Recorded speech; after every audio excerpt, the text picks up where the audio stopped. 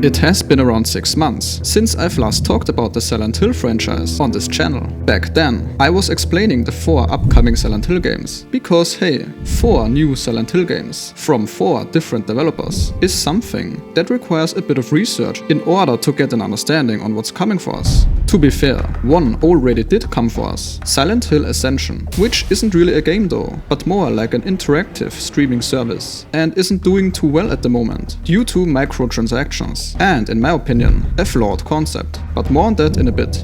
So I figured it would be a great idea to post an update video on what exactly happened in those past 6 months, and what we can expect from the upcoming games, based on the information and footage we currently have, as well as which Silent Hill game will likely be released first. There are 4 Silent Hill games in production, and yes, all 4 of them are from a different developer. Silent Hill F and the remake of Silent Hill 2 are probably the most anticipated ones, where most people are betting their cards on.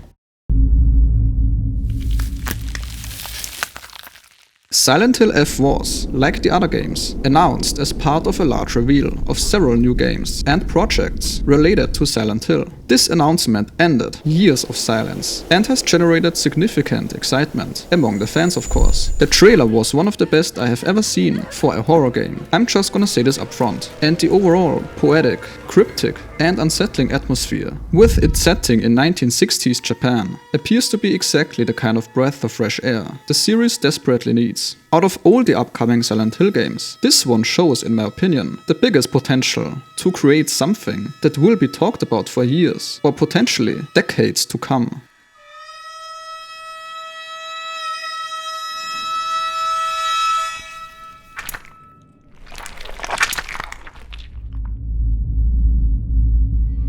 And even though it is right now also the game we know the least about, indicating that the release date for this title isn't exactly nearing, the fact that it is written by Ryukishi07, a Japanese writer that has written some critically acclaimed novels, is at least very promising, and definitely a reason to get excited for this title. I believe the title we will soon hear more about, and which release date isn't too far away, is the Silent Hill 2 remake. And given that the original Silent Hill 2 has the reputation of being one of the best horror games of all time, it is only natural that most of the hype and interest right now focuses on this particular title.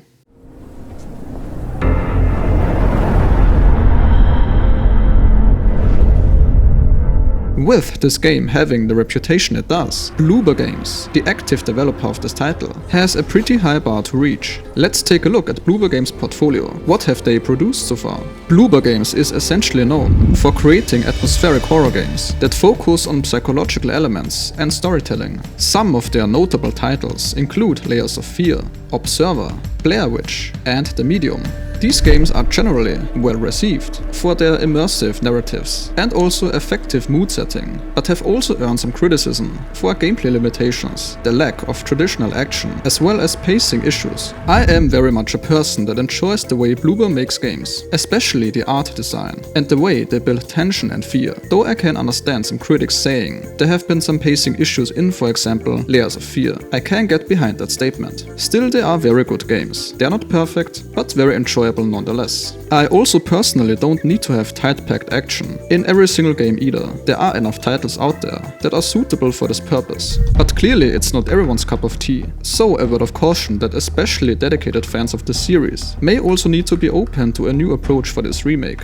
In any case, it is clear that Silent Hill F and the Silent Hill 2 remake will be the main decision makers when it comes to the future of Silent Hill. Now, when it comes to Silent Hill Ascension, this is a project where many Silent Hill fans are asking themselves, why? Why dedicate resources and time into something nobody really asked for?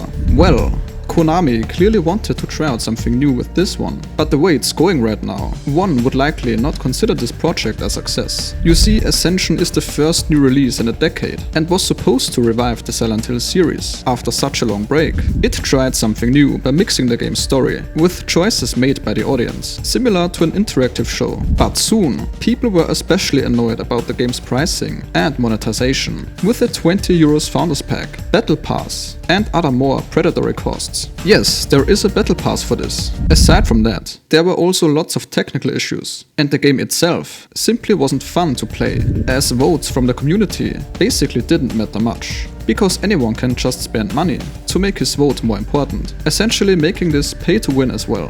Pay to win, Founders Pack and a Battle Pass. It really is weird that Konami decided this was the way to start off the revival of this beloved franchise. By the way, Konami still insists this game is a key step in reviving Silent Hill, but players are understandably disappointed and kinda worry where the series is exactly heading.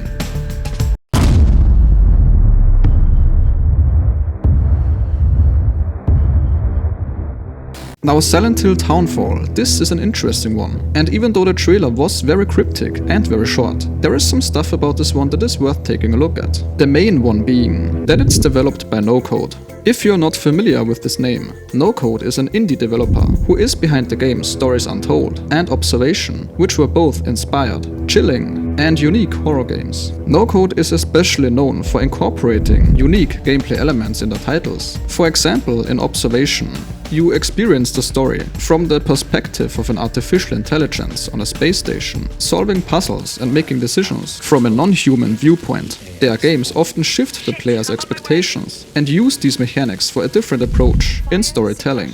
So this will probably also influence the work on Silent Hill Townfall. I'm pretty sure we can expect a title offering new ways to interact with the game world and story.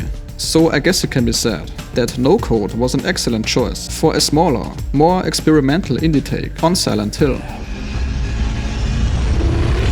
I don't think Konami and their developers have to nail every one of these games to make a proper comeback, but Silent Hill Ascension, riddled with bugs, flawed concepts and executions, and a quite ridiculous monetization system, is certainly not the way to go. Silent Hill F and Silent Hill 2 will, in my opinion, be the biggest decision maker here, and based on everything we do know at the moment, there is a pretty high likelihood that at least one of those titles is going to absolutely deliver. Nevertheless, I'm also looking forward to what No Code has in store for us with Townfall and their in-house approach to the Silent Hill franchise. I am once again asking you that if this video helped you out one way or another, to consider leaving a like. It really does make all the difference when it comes to my video's performance. See ya!